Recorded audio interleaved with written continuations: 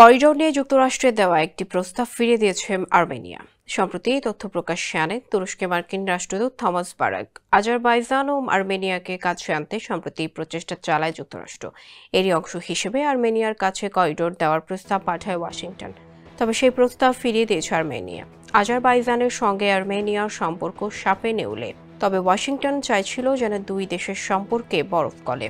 এজন্য দক্ষিণ ককেশাস দুই দেশের মধ্যে শান্তি প্রক্রিয়া যেন ত্বরান্বিত হয়, সেজন্য 100 বছর মেয়াদী করিডোরের প্রস্তাব দেওয়া হয়েছিল।